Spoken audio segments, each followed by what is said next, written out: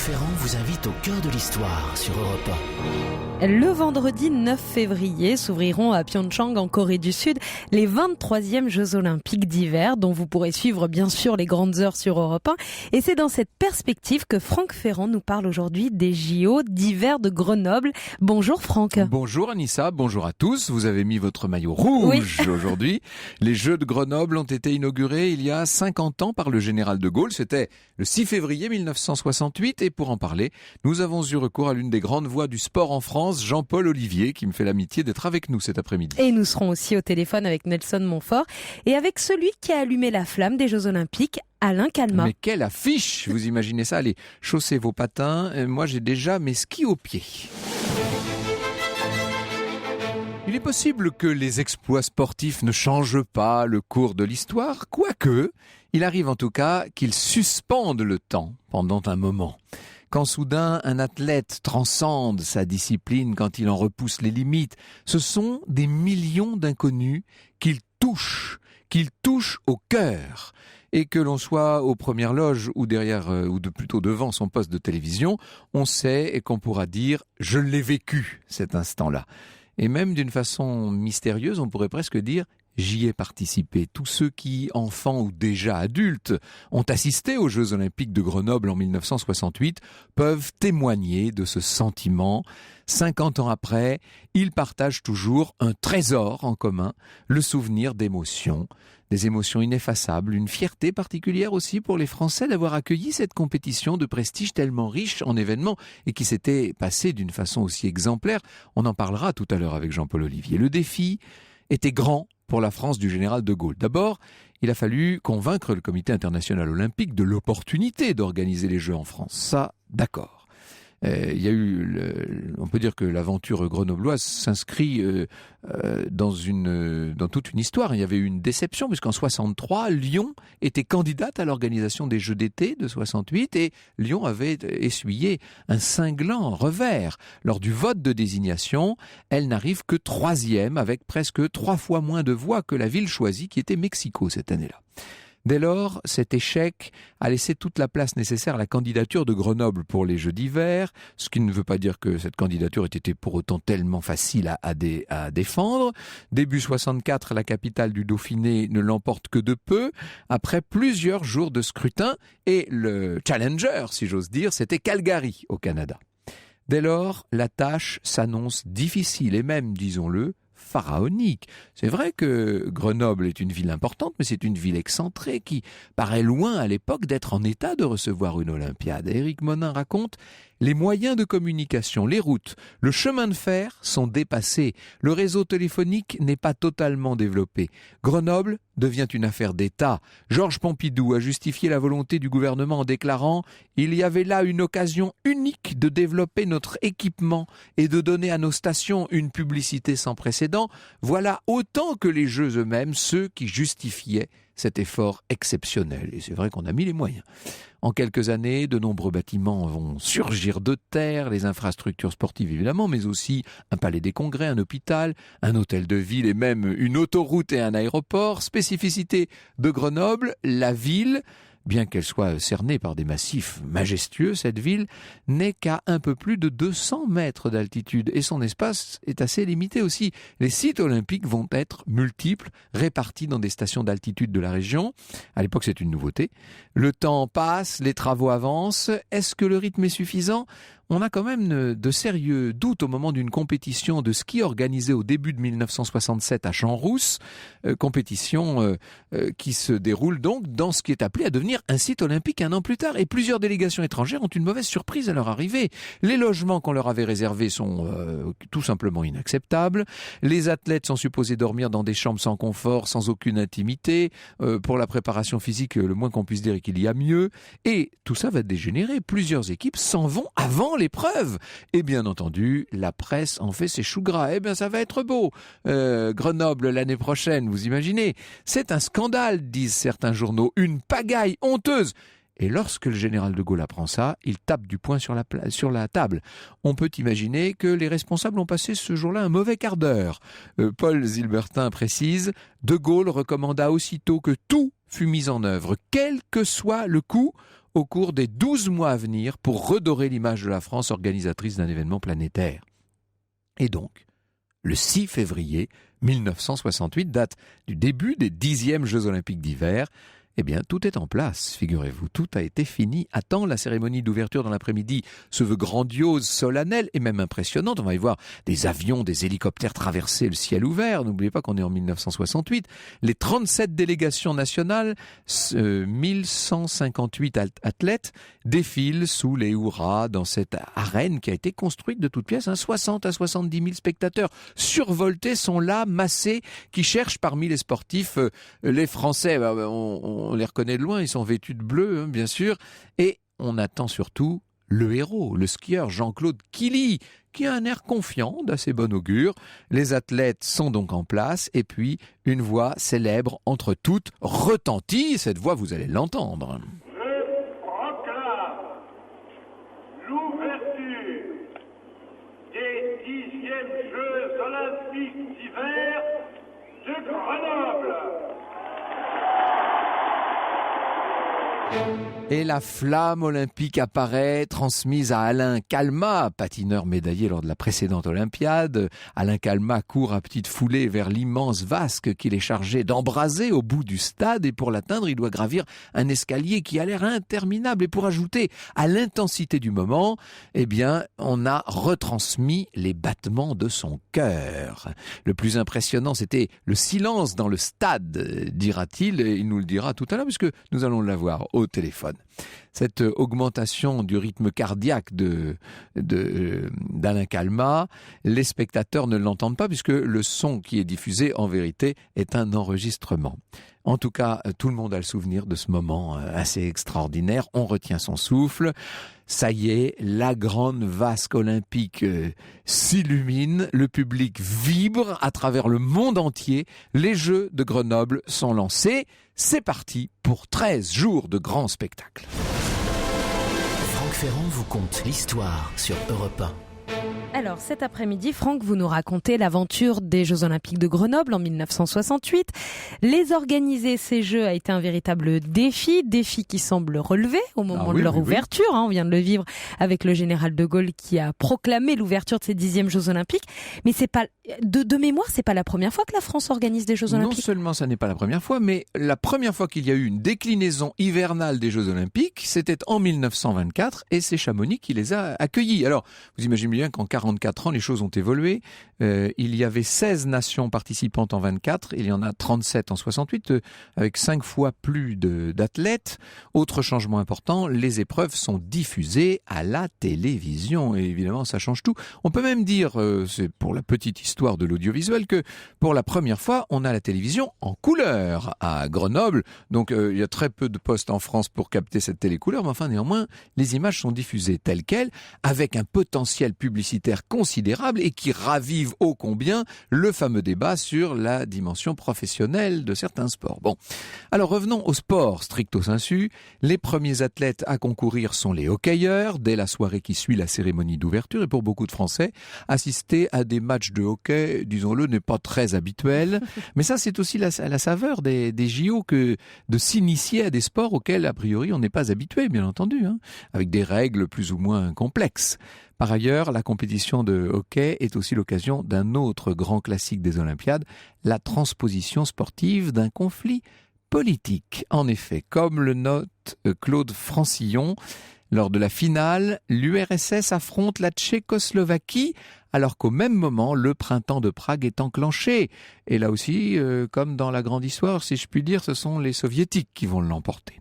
Au-delà de ces rivalités à enjeu, Grenoble s'impose comme une date dans pas mal de disciplines. Plusieurs athlètes vont y faire sensation. En saut à ski, l'immense tremplin de Saint-Nizier va accueillir des champions incroyables. Il a été construit exprès pour les Jeux, bien entendu. Et c'est le Russe Belousov qui dépasse le seuil symbolique des 100 mètres. Un de ses bons a été mesuré à 101 mètres 50. En ski de fond, lors du 30 km, un athlète se fait remarquer par sa nationalité puisque il est italien, Franco Nones. Il coiffe au poteau tous les Scandinaves, pourtant habitués à régner sur ce qui était chez eux la reine des disciplines. Enfin, il faut signaler sur la glace de Grenoble la grâce de l'américaine Peggy Fleming. Patiner a l'air, mais vraiment de ne lui coûter aucun effort. C'est comme dans la musique que nous entendions tout à l'heure, vous savez. Quant à sa coiffure impeccable, elle reste en place malgré des sauts, des pirouettes, des arabesques en tout genre. Peggy Fleming sera, et ça laisse songeur aujourd'hui, la seule médaille d'or des États-Unis pour ces Jeux de 68. Vous imaginez ? Le sport roi de l'Olympiade, et j'ai besoin de vous le dire, c'est le ski alpin, bien entendu. Il faut dire que là, les Français ont bien l'intention de briller puisqu'ils ont Jean-Claude Killy. Sa première épreuve est la descente à Champs-Rousses. Alors, il y a eu un report d'un jour. La course a finalement lieu. Killy porte les espoirs de tout un pays. Ça, c'est difficile à vivre, bien sûr. À cela s'ajoute une erreur qui peut lui coûter cher puisque peu avant le départ, il va abîmer sa couche de phare qui est censée faciliter la glisse. Autrement dit, ce sont peut-être de précieux dixièmes de seconde qui, à cause de cette mauvaise manœuvre, risquent de s'envoler. Il raconte lui-même, Killy, cité par Francillon, « Il fallait donc que je fasse quelque chose que les autres ne pouvaient et ne feraient pas. Skier à mort du début à la fin. Je ne me laissais pas gagner par le désespoir. Dans la cabane du départ, je fis l'imbécile. Je n'allais quand même pas pleurer. Alors, autant en rajouter un peu. » Malgré tout, au moment de se présenter au sommet de la piste, Killy est prêt. Son départ est incroyable. Et puis, comme il vient de le dire, il prend tous les risques, absolument tous les risques. Il est à près de 120 km sur certaines portions de la descente. Et puis vient l'arrivée, splendide devant un public qui est venu là en masse pour le soutenir. Et le verdict tombe. Le chrono est superbe. L'or est au bout, juste devant un autre Français, s'il vous plaît, puisque c'est Guy Périllat qui est juste derrière. Le triomphe de Killy est tout aussi indiscutable lors du slalom géant quelques jours plus tard. Il distance là tous ses concurrents, dont les dangereux Suisses et Autrichiens, qui sont sans doute très déçus qu'une nouvelle médaille d'or échappe à leur équipe nationale, qui était habituée à les collectionner. Et dès lors, on se demande si Killy pourrait réussir le coup du chapeau en glanant une autre médaille d'or lors du slalom. Alors là, quand même, rien n'est moins sûr. Les Jeux sont en passe de s'achever. Le champion doit rester concentré. Surtout ses concurrents n'ont pour certains pas d'autres courses olympiques dans les jambes. La première manche n'est pas déterminante. Les skieurs de tête sont, on peut dire, dans un mouchoir de poche. Et d'ailleurs, la seconde manche promet d'être extraordinairement passionnante. Et elle l'est effectivement. Malgré la visibilité réduite, les concurrents sont incroyables, impressionnants. Et là encore, la rivalité entre athlètes français et autrichiens est au maximum. Apparemment, pour Killy, le miracle n'est pas au rendez-vous. Sa performance est propre, rapide, mais son temps n'est que le 3e enregistré. Les dés sont jetés à moins d'un coup de théâtre. Franck Ferrand vous conte l'histoire sur Europe 1. Au cœur de l'histoire des Jeux Olympiques d'hiver de 1968 à Grenoble. Alors nous suivons Jean-Claude Killy à ski, qui pour l'instant et 3e, médaille de bronze. Médaille de bronze, bon. En tout cas, les chronos en ont ainsi décidé. Eh oui, mais attention, il apparaît que les deux concurrents qui sont sur la première et la deuxième marche du podium, dont l'Autrichien Karl Schranz d'ailleurs, ont raté plusieurs des portes. Et là, vous savez, il y a des passages obligés, bien entendu. Et donc, il pourrait être disqualifié, vous imaginez, c'est une nouvelle qui fait l'effet d'une bombe. Karl Schranz, qui a affirmé avoir été perturbé par un homme présent sur la piste au demeurant très embrumée, a obtenu de retenter sa chance, mais il aurait raté 2 portes avant d'être gêné. Donc, le champion autrichien n'est pas d'accord, lui, évidemment. Il veut se présenter en vainqueur et finalement, au vu de tous les éléments, la décision du jury tombe. Les disqualifications qui avaient été initialement prononcées sont bel et bien valides. Donc, Jean-Claude Killy peut accrocher une 3e médaille d'or à son cou. Ça, c'est l'exploit auquel personne n'avait osé rêver, qui ne doit pas d'ailleurs éclipser entre nous les autres succès du ski alpin français à Grenoble. Évidemment, il faut évoquer celui d'un autre phénomène, Marielle Guatchel, qui remporte l'or en slalom. S'y ajoute encore 4 médailles glanées par des skieurs français. Et donc, à l'heure de la clôture des Jeux, le 18 février 68, la satisfaction est de mise. Le ski alpin fournit l'essentiel des médailles françaises. Sur les 9 remportées par l'équipe nationale, seule une de bronze a été gagnée dans une autre discipline. En l'occurrence, c'est le patineur Patrick Perrat qui l'a gagnée. La France s'illustre en terminant 3e des Jeux derrière la Norvège. Bon, on a envie de dire c'est un peu normal quand même. Et l'URSS, bien entendu. Au-delà de ce succès sportif, disons-le, il s'agit d'une réussite nationale et locale. Il y a eu des petites déconvenues. Par exemple, la piste de bobsleigh qui a été construite à l'Alpe d'Huez, elle a été dans une zone qui est trop souvent ensoleillée, de quoi obliger les athlètes à s'élancer au beau milieu de la nuit pour disposer d'une couche de glace suffisante pour leur descente, sinon tout ça était en train de fondre. Bref, globalement, les Jeux ont tenu leurs promesses, les exploits y ont été nombreux, la France a pu faire la démonstration de son savoir-faire, et pour Grenoble aussi, on peut dire qu'il y aura un avant et un après Jeux Olympiques. Dans leur immense majorité, les équipements réalisés furent reconvertis, raconte Claude Francillon. À la place du village olympique allait surgir un nouveau quartier, l'espace qui avait reçu le stade d'ouverture, servi de cadre pour la construction de la ville neuve, un ensemble immobilier de 15 000 habitants. C'est vrai, le coût des Jeux a été élevé, certaines infrastructures étaient peut-être un petit peu inadaptées, elles ont été d'ailleurs depuis complètement délaissées, mais il n'empêche que, qu'on le veuille ou non, pendant 13 jours, Grenoble aura été absolument au centre de l'attention du monde entier. Ces Jeux Olympiques ont été la vitrine des Alpes françaises. Oh, disons-le, ils ont été la vitrine de la France. Bonjour Jean-Paul Olivier. Bonjour. Merci d'être ici. Le général de Gaulle était content à l'issue des Jeux. Tout s'était passé comme il l'espérait, d'une certaine manière, même un peu mieux. Oui, absolument. Mais il faut dire que le général de Gaulle aimait le sport. Et à plusieurs reprises, il s'est prononcé en faveur du sport. Du reste, lorsqu'il est revenu au pouvoir, il a réalisé, créé des lois programmes pour le sport, nommant d'abord Maurice Herzog au commissaire. Bien sûr. Et il s'étonnait que les Français ne soient pas davantage médaillés. Et il disait, mais il y a quelque chose que je ne comprends pas. Je vois par exemple un Russe, il ne disait pas soviétique, je vois un Russe, un athlète russe qui gagne, qui remporte des médailles, qui remporte des championnats et qui est colonel dans l'armée soviétique. Or, il n'a jamais porté d'uniforme. Je vois un universitaire qui est universitaire il y a 25, 27 ans, etc. Et puis qui est donc à l'université, mais qui concourt pour des médailles, pour des championnats, etc., etc. Alors, je ne comprends pas. Alors que Michel Bernard se lève à 6 heures du matin, il va courir, ensuite il va à la mine, Michel Jazy fait de même. Donc, il faut que donner aux athlètes la possibilité de courir davantage et d'en faire leur métier. Et de créer également des infrastructures. Parce on va créer des conseillers techniques régionaux, des conseillers techniques départementaux, nationaux, etc. On va doubler le nombre de stades. Oui, bien sûr. Ça prend un essor fantastique. Oui, ça a été vraiment, on peut dire que les années 60, c'est le début quasiment de la civilisation du sport, au cœur de laquelle nous vivons là aujourd'hui. Absolument. Je parlais d'une vitrine pour la France. C'est vrai que la publicité d'un événement comme celui-là est colossale. Elle l'est aujourd'hui, et je pense que la Corée du Sud en est parfaitement consciente, bien sûr, mais elle l'était plus encore dans les années 60, à un moment où la variété des programmes proposés notamment par la télévision était infiniment moindre. Le monde entier avait les yeux rivés sur les pistes de ski et sur les patinoires. Oui, ça c'était pour l'extérieur, mais les athlètes n'avaient pas le droit de faire de publicité.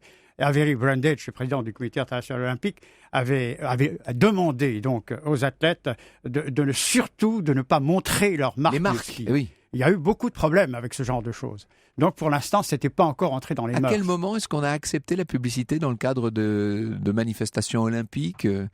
Ça a été quand même bien après, ça a été disons dans les années 80. 80 en fait, oui, c'est ça, donc presque 20 ans plus tard en vérité. Et puis c'était aussi une opération pour Grenoble, parce que à Grenoble, on souhaitait les Jeux Olympiques, parce qu'on disait toujours, oui, Grenoble est une ville estudiantine, bien sûr, c'est une ville qui devient une ville industrielle. Et de cela, les Grenoblois ne voulaient pas. Ils voulaient qu'on dise Grenoble à la montagne. Et c'est ça qui a aussi motivé leur désir d'organisation des Jeux Olympiques. On s'est rendu compte avec la multiplicité des messages qui arrivent là, de peu de partout, que ces Jeux Olympiques de Grenoble ont laissé une forte image dans la mémoire de nos auditeurs, dans la mémoire des Français, plus que d'autres grandes manifestations sportives qui pourtant ont... Ça vient d'où d'après vous ? Écoutez, vous savez, je ne sais pas, parce que il faut préciser que tout avait été mis en œuvre. C'est vrai, vous parliez tout à l'heure du gouvernement et de l'État qui avait mis un point d'honneur à ce que ce soit bien. Et vous savez qu'à la fin des JO, il y a un journal suisse qui a écrit, un journal qui s'appelle Sport. Il avait dit ces jeux ont été les jeux de l'amabilité, de la politesse et surtout du sourire. Et disons que l'organisation a été proche de la perfection. Ça, c'est fantastique. Oui, c'est suffisamment rare pour être souligné. Je souligne, moi, par ailleurs, Jean-Paul Olivier, que vous êtes l'auteur aux éditions Ipanema d'un ouvrage intitulé « De René Coty à Charles de Gaulle, naissance d'une république ». Vous étiez venu nous parler évidemment de cette naissance de la Ve République en 1958. On sait par ailleurs, en dehors de votre infini savoir sportif, à quel point vous vous attachez à l'histoire du général de Gaulle et du gaullisme. Grande période, grandeur gaulienne finalement, cette inauguration des Jeux Olympiques de 68, juste avant mai 68, qu'il faudrait peut-être pas oublier quand même. Oui, et il faut préciser aussi que le général, s'il pouvait être présent sur un événement, l'était. En 1960, il était sur le bord de la route, sur la nationale 19 à Colombey-les-Églises pour voir passer le Tour de France. Bien sûr. Et il avait tenu à venir aux Jeux Olympiques avec son épouse. Et lorsqu'il y a eu un pluie de roses, il lui a tendu une petite fleur. C'était touchant. Magnifique. Nous allons rester à Grenoble. Nous sommes il y a 50 ans, en 1968. Et ça vous rappelle visiblement beaucoup de souvenirs. Europe 1, au cœur de l'histoire. Franck Ferrand. Vous recevez cet après-midi pour évoquer les JO de 68, Franck, Jean-Paul Olivier, il est journaliste et écrivain. Et nous sommes en ligne avec celui qui a lancé, si je puis dire, ces Jeux Olympiques de 68 en allumant la flamme, le dernier relayeur, c'était Alain Calmat. Bonjour Alain Calmat, bonjour Monsieur le Ministre. Bonjour à tous. Vous étiez donc celui qui a enflammé l'arène, si je puis dire, en 68. Comment avez-vous été désigné pour être le dernier relayeur de cette flamme olympique ? Eh bien, écoutez, il n'y a que deux fédérations qui ont l'honneur d'ouvrir les Jeux, c'est-à-dire les sports de glace et le ski. Pour les Jeux d'hiver, je parle. Et il y a deux événements importants initiaux que sont le serment olympique et l'allumage de la flamme. Oui. Ce qui fait que les deux fédérations se sont mises d'accord et c'est Léo Lacroix qui représentait le ski qui a donc prononcé le serment olympique, oui. Et moi j'ai été désigné pour allumer la flamme. Et vous avez vécu, j'imagine, ce moment, ça doit être plus qu'émouvant. Là, vous aviez la planète entière qui vous observait, là.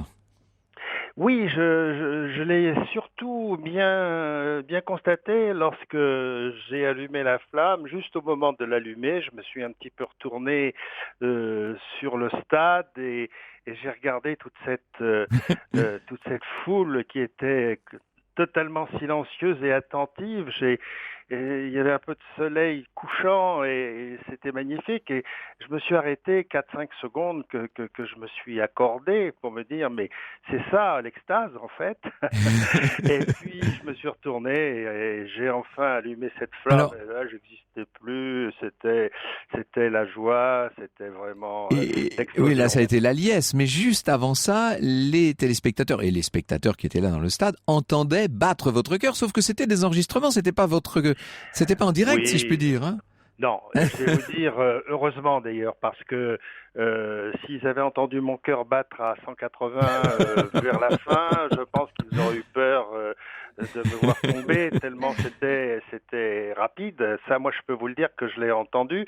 Et d'autre part, j'étais complètement concentré parce que ce battement du cœur, finalement, avait permis le silence total. Les gens écoutaient, il n'y avait pas de bavardage. Je peux vous dire que c'était un silence sépulcral presque. Et vous avez suivi ces jeux, mais au sein du corps médical, vous, en fait. Oui, je suis. Alors, moi, j'étais détaché aux équipes de France Mhm. de ski alpin comme médecin du contingent parce que je faisais mon service militaire. Et Honoré Bonnet, qui était le grand chef de toute l'équipe, savait que je faisais mon service et m'avait demandé si je pouvais accompagner mes amis, parce que c'était mes copains. Eh ben oui, On oui. avait fait les jeux ensemble à Innsbruck et je les connaissais bien, donc ça se passait dans une situation qui était quand même intéressante pour tout le monde et particulièrement pour eux. Et moi, j'étais surtout à Champs-Rousse pour ça. Et lorsque j'ai appris qu'on m'avait désigné, ça a été d'autant plus un moment important. Ça a été très important pour Grenoble, hein, ces Jeux. On peut dire que la ville a été transformée à cette occasion. Oui, complètement. Moi, je connaissais déjà Grenoble depuis un certain temps parce que c'est une ville attachée au sport d'hiver, en particulier au patinage. Et j'avais gagné un championnat d'Europe en 1962, donc je connaissais déjà bien Grenoble et je sais que ce sont des gens qui sont des sportifs dans l'âme, qui sont des gens qui sont attachés et passionnés avec la montagne et tout ce qui touche au sport d'hiver. Pas seulement d'ailleurs, parce que c'est vraiment une contrée magnifique et des personnes attachantes. Merci beaucoup, Alain Calmat, de nous avoir transmis, j'allais dire, votre émotion de 1968. Merci beaucoup. Vous êtes ensuite devenu, ai-je besoin de le rappeler, ministre de la Jeunesse et des Sports, mais nettement plus tard. Et ce que je voudrais vous dire, je prends une Oui, seconde. je vous en prie. Nous avons les Jeux Olympiques de Pyeongchang dans Oui. peu de temps. Je vais d'ailleurs y aller parce que je suis président de la commission médicale du comité olympique actuellement. Mhm. Et nous revenons le 26 février avec toute l'équipe de France des Jeux Olympiques de Pyeongchang à Grenoble même. Ah, voilà, bravo. Et si vous voulez, c'est aussi un hommage que toute l'équipe de France va rendre. Ça sera le 26, je crois qu'il y a une réunion à l'Alpexpo dans l'après-midi. Et en même temps, le CNOSF organise pour toute la région et pour les Grenoblois des manifestations entre le 10 et le 24 février. Donc le CNOSF n'a pas oublié les Jeux de Grenoble. Loin de là. Je pense maintenant aux Jeux de 2024. Merci beaucoup, Alain Calmat. Merci. Je vous en prie. Alpexpo, au revoir. Alpexpo dont parle Alain Calmat, c'est là que se trouvaient les studios d'Europe 1 à l'époque. Ça a été un événement médiatique considérable, Jean-Paul Olivier. Ça a été considérable. Vous l'avez souligné tout à l'heure. Il y a eu la TV, il y a eu, je crois, 111 heures de télévision. Et dont un peu plus de 50 heures de couleurs, de télécouleurs. Donc c'était quand même remarquable. Puis toutes les radios s'y sont mises, etc. On pensait qu'il y aurait des difficultés pour aller sur les sites. Or, il n'y a eu aucune difficulté. La circulation s'est admirablement bien écoulée. C'était vraiment des jeux remarquables. Et puis ce sont des jeux qui entraient d'une certaine manière dans l'ère actuelle. Je ne dirais pas même pas moderne, c'est presque postmoderne. On fait des contrôles antidopage notamment. On s'assure que certaines... Le test de féminité. Voilà, c'est ça que je voulais faire. Expliquez-nous ça, parce qu'à l'époque, c'était un vrai problème, une vraie question. Oui, vous savez, je n'étais pas derrière les rideaux, mais effectivement, ça s'est fait. Hein. Vous savez, on a découvert des bizarreries des années plus tard, avec l'histoire de Boachel qui a été réhabilitée, puisqu'il y avait un skieur, une skieuse qui s'appelait Erika Schinegger, qui est devenue Eric Schinegger. Qui en fait était un skieur, quoi. Oui, ouais. Ça fait, exactement. Oui. C'était Eric qui concourait chez les dames, ce qui permettait évidemment de gagner encore quelques centièmes. Alors il y a eu ces premiers tests qui étaient quand même des tests un petit peu... C'était un peu balbutiant au départ, on ne savait pas trop où on mettait les pieds. Oui. Mais en même temps, on était en train de défricher de nouveaux territoires. Ça devait être assez passionnant. C'était tout neuf et c'était le progrès. Dans un instant avec vous, Jean-Paul Olivier, nous revenons sur la dimension purement sportive, sur les exploits, sur les titres, sur les médailles et sur le comportement de nos équipes françaises lors de ces fameux JO de 1968 à Grenoble. Europe 1 au cœur de l'histoire. Franck Ferrand. Au cœur de l'histoire des Jeux Olympiques de 1968, c'était à Grenoble. Cela va bientôt faire 50 ans. Le 6 février, nous revenons sur cet événement qui a marqué la France et le monde entier avec votre invité Jean-Paul Olivier. Il est journaliste et écrivain. Mais oui, a-t-on besoin de préciser, présenter Jean-Paul Olivier? J'ai sous les yeux le programme de la célébration des 50 ans des Jeux Olympiques d'hiver de Grenoble. Énorme programme, hein, et beaucoup de manifestations, d'expositions. traditions de fêtes, etc. Tout ça va nous emmener jusqu'en juin de l'année prochaine, jusqu'en juin 2018. Et puis, j'ai aussi sous les yeux le Grenoble 1968, les Jeux Olympiques qui ont changé l'Isère, coédité par Glénat et le musée dauphinois et le département de l'Isère. Donc, ça ne passe pas inaperçu, ce 50e anniversaire. Et ce qui est étonnant, c'est que on se rappelle encore, je parlais des 3 médailles d'or de Jean-Claude Killy, ça bien entendu, mais on se rappelle d'une façon plus générale les grandes victoires françaises de ces Jeux Olympiques, Jean-Paul Olivier. Oui, parce que vous avez cité la position de la France, qui a tout de même remporté un certain nombre de médailles, et notamment ces 4 médailles d'or, avec évidemment Kelly vampirise l'ensemble, puisqu'il a lui-même 3 médailles. Hein. et donc il y a eu également une Marielle Guachel. Alors, on peut parler On peut parler des sœurs Guachel, raconter qui elles étaient quand même. Elles ont joué un rôle très important dans la perception que les Français ont eue du sport féminin quand même. Hein, c'est vrai, et ça a commencé bien entendu à Innsbruck, où les 2 sœurs Guachel ont remporté des médailles, Christine et Marielle. Alors, Christine n'est plus là lors des Jeux Olympiques de Grenoble, mais il y a toujours Marielle. Et Marielle a 22 ans, mais on la traite un peu de vieille. On l'aime pas beaucoup parce que elle a fait des déclarations à l'emporte-pièce. Elle a annoncé son mariage avec Killy. Elle a fait, c'était épouvantable. Et puis, donc, elle dit, quand j'aurai une médaille, à ma prochaine médaille, je la partagerai pas avec les gens de Val d'Isère. Ils m'ont tapé dans le dos, etc. Donc, on sent quand même une Marielle un petit peu vieillissante malgré ses 22 ans. Et elle va tout de même remporter une médaille d'or. Elle a fort à faire avec Nancy Green, mais elle apporte quand même à la France une nouvelle médaille d'or. Et en 1967, oui, je dis bien, l'année précédente, elle avait remporté la Coupe du Monde de descente et de slalom, il faut dire ça. Et elle était grande favorite quand même du slalom de 58. Et elle a gagné sur Nancy Green avec 29 centièmes d'avance. Ah oui. Voilà.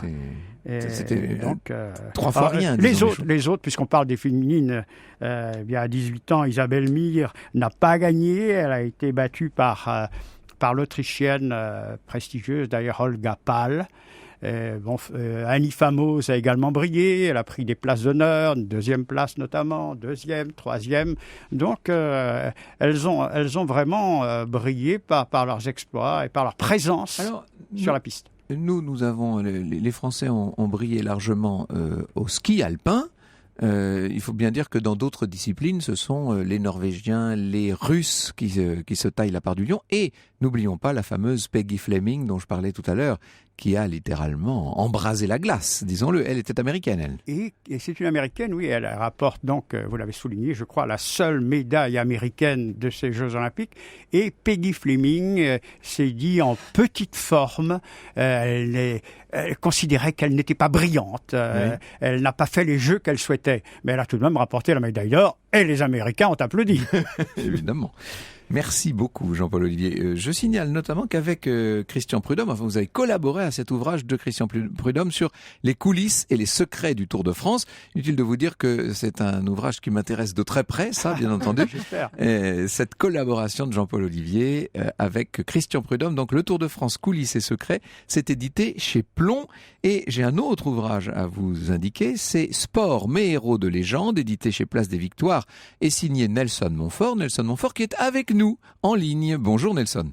Bonjour Franck et bonjour à Jean-Paul que je salue également. Merci beaucoup d'être avec nous comme ça par téléphone pour évoquer les futurs Jeux Olympiques, ceux de la Corée du Sud. Là, qu'est-ce qu'on attend notamment côté français? Vous attendez des médailles pour ces Jeux Olympiques? Vous savez, vous venez de le dire, quand on sait qu'une Marielle Guachel remporte une médaille d'or avec 29 centièmes de seconde d'avance, vous savez qu'en ski, on peut pas trop savoir, hein, bien sûr. Eh oui. Il peut y avoir 5 ou 10 concurrents, donc c'est extrêmement difficile les courses d'un jour. C'est précisément ce qui va faire l'intérêt de ces JO. Quand je vois par exemple Martin Fourcade, le biathlète dont on parle beaucoup en ce moment, sa lutte contre le Norvégien Johannes Bö, voire l'autre Norvégien Emil Svensson sera absolument passionnante. Qui l'emportera le jour J, c'est extrêmement, extrêmement difficile à dire. Mais pour répondre à votre question, je suis quand même raisonnablement optimiste sur les chances françaises. Et puis peut-être un petit coup de cœur pour le couple de patinage artistique, Voilà, Papadakis. J'allais dire, je vous attendais au tournant.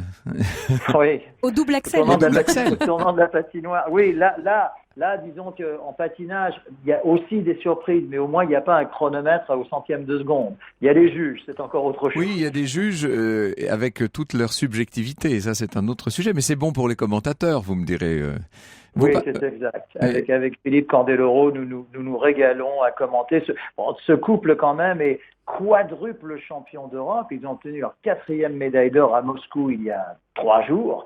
Ils sont double champions du monde, donc on va dire qu'ils sont légitimement favoris. Maintenant, encore une fois, c'est également une épreuve d'un jour.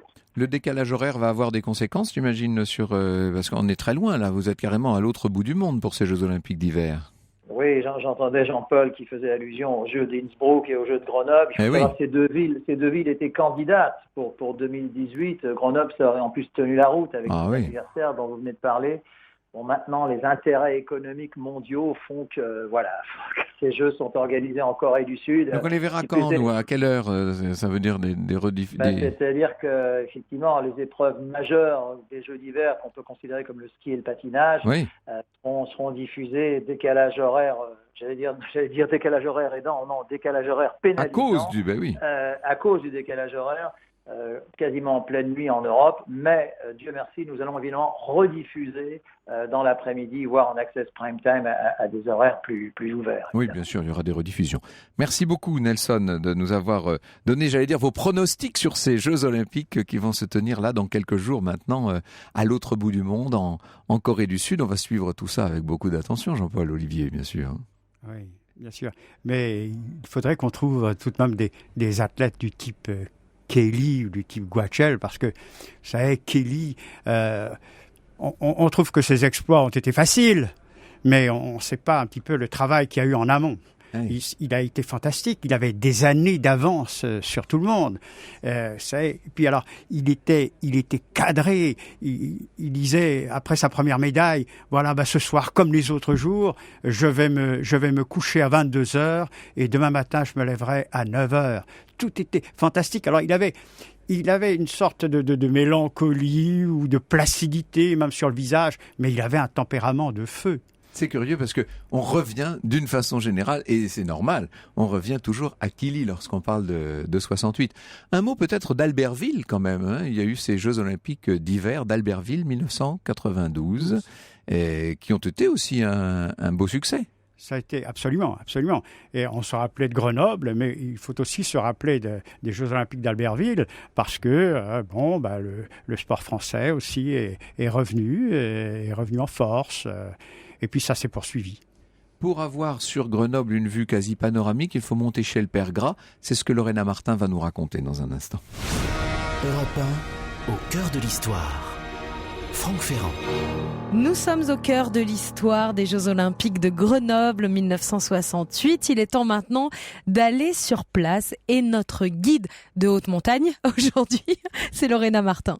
Bonjour Lorena. Bonjour Franck. Il y a surplombant littéralement Grenoble une colline à 500 mètres d'altitude, s'appelle la Bastille, et au sommet du fort de la Bastille, une institution. Oui, chez le Père Gras, et on s'y rend par la route ou par le téléphérique de Grenoble, ces fameuses bulles aux parois translucides qui relient Grenoble au sommet de la Bastille. On peut rappeler que ce téléphérique est d'ailleurs l'un des premiers téléphériques urbains au monde, après Rio de Janeiro et Cape Town, et il date de 1934.